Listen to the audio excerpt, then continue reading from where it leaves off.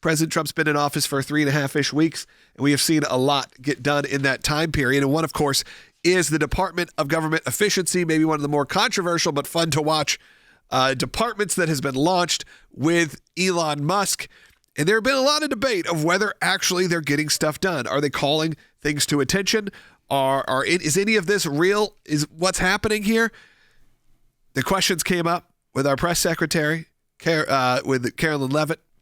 And Will, she had a pretty good response. That's right. And we're going to go ahead and play bite 2 for you. This is from yesterday's press briefing. When the press, now their new narrative is anything actually happening? Let's go ahead and play bite 2. On DOGE and the fraud claims, Elon Musk in the Oval yesterday gave us some information on that. We're just wondering if there's some proof, evidence. Is the White House willing to share evidence of those fraud claims, or can Elon Musk come to the briefing room and share material evidence of what he's talking about? Sure. I would love for Elon Musk to come to the briefing room. That's why we had him go to the Oval Office yesterday, where I think he provided great answers. He was speaking in layman's terms, speaking common sense to all of you in the media, but also to Americans at home, but I would say especially to all of you in the media, because I think it's a real fallacy that there's this alleged lack of transparency when it comes to DOGE. President Trump and Elon Musk have been incredibly transparent on what DOGE is doing. There is an X account with the DOGE handle. They are tweeting out what they are doing on a daily basis. They have a website where they are posting the receipts of the contracts that they are reviewing and the payments that they have stopped from going out the door. The secretaries of our departments have stopped from going out the door. Some of the more outlandish ones, and some of the ones you may not even know were happening. And Will, before this, he showed me pictures of what looked like a scene from Indiana Jones, like the end of Raiders of the Lost Ark when they're putting in the Ark of the Covenant. There is, or maybe they're going into Petra in Jordan is what it looks like. But no, this is in Pennsylvania. If you're watching right now, you're seeing pictures of what appears to be some sort of cave, some climate-controlled cave, where currently there are government employees by hand, individually processing the retirement plans for our government workers. And it's happening in the most inefficient and archaic ways. And again, nothing against the people who are doing this. It's their jobs.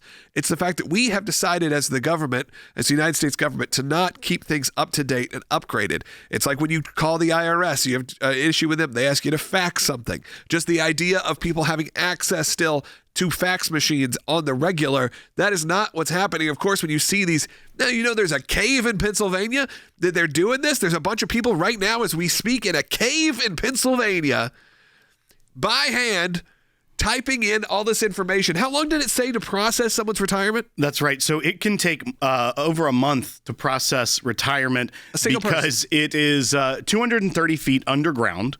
This is a mine. There's 700 workers in this old limestone mine. It is 10,000 applications per month is what they see.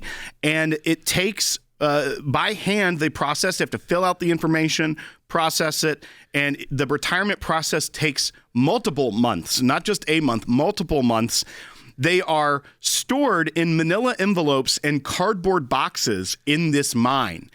And I believe Elon Musk said they could literally do anything, and it would be more efficient than what they're currently doing. The fact that we are operating as if it is still the 1960s or 70s, having to hand fill out everything.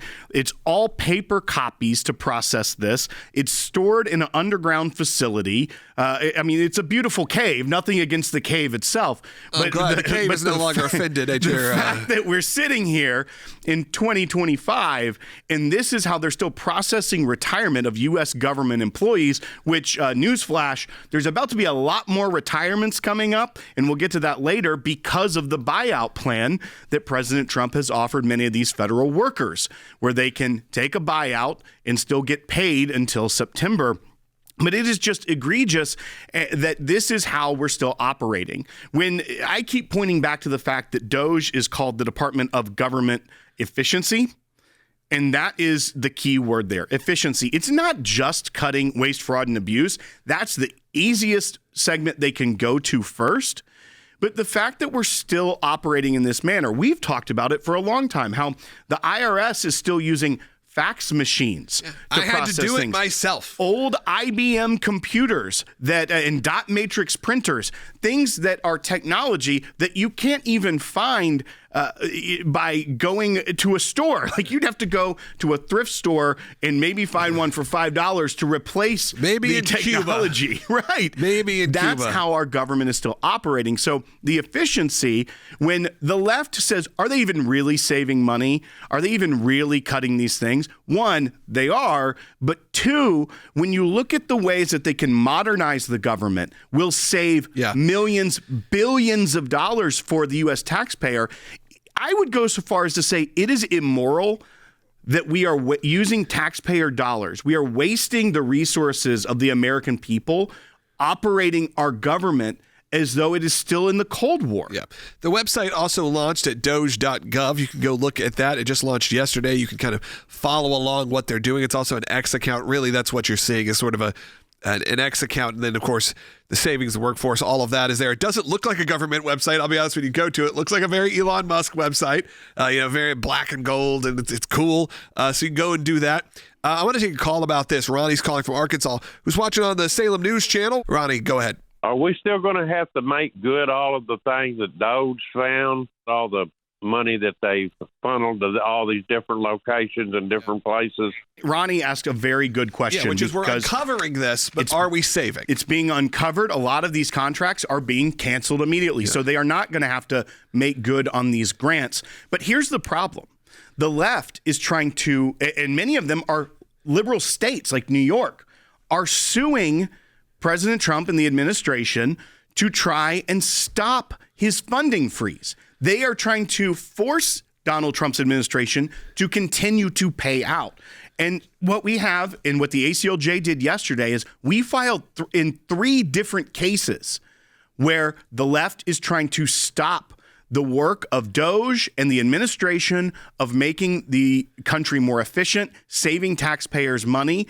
And one is the funding freeze out of Rhode Island, a district court in Rhode Island where New York, the state of New York, sued Trump. We filed there yesterday, and our amicus argues that the case is moot because the actual suit is based on a memo from the Office of Management and Budget, which they rescinded. However, this is a very activist judge at the district court level. He is the one who put a blanket order on funding freezes, which then he is trying to say the administration is ignoring. They're in contempt of court. This is why the left is saying there's a constitutional crisis, because he went even further than just the funding from USAID.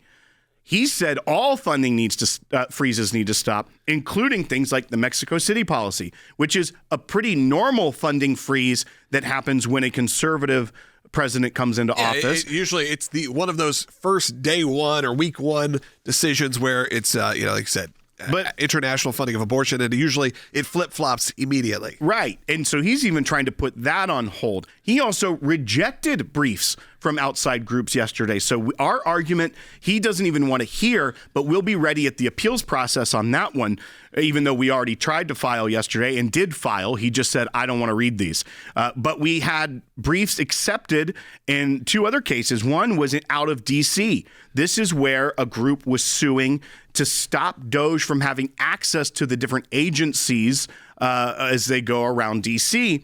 And we're arguing there, something the ACLJ has experts on, that there is a unitary executive, that the president is uniquely laid out in the Constitution as the branch of government. The executive branch is the president himself, and those agencies work for him.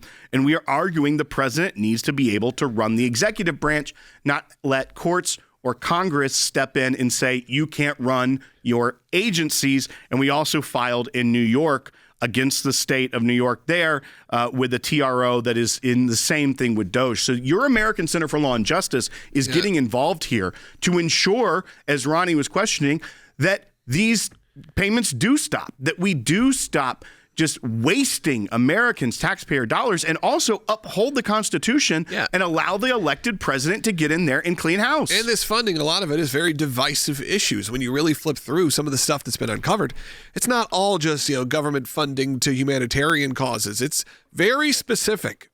a lot of these causes you would not want your taxpayer dollars going to. And of course, that's true for always when there's a president or an administration that you don't really fully agree with in office. But some of these are just getting swept under the rug because that's what happens in Washington, D.C. A lot of keeping your head down and your funding will come through. How many of these grants and things that USAID couldn't even find a website or any proof that they existed, but the funding was happening. We are so excited to announce the ACLJ's brand new app, completely redesigned to provide you with the best tools available to partner with us at the ACLJ. You can watch the daily Secular program, sign the petitions, customize your ACLJ membership experience, donate with the click of a button, and receive up-to-the-minute critical updates that the mainstream media can't censor.